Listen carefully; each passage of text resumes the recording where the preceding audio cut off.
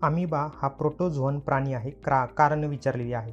मग त्या कारणांपैकी पहिलं आहे एकपेशीय प्राणी ज्यामध्ये उती आणि अवयव नाही. बरोबर आहे. अमिबाचा आकार हा कसाही असतो अशा प्रकारचा हा न्यूक्लियस आहे त्याचा.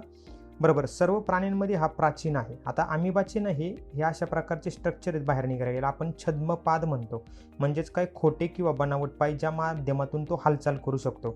तो फ्रेश वॉटर समुद्राचं पाणी किंवा मॉइस्ट सॉईल याच्यामध्ये आढळतो आणि या पायांचा वापर करूनच तो अशा प्रकारे अन्न जे आहे ते पकडतो आणि आपलं सर्व्हायव्हल करतो.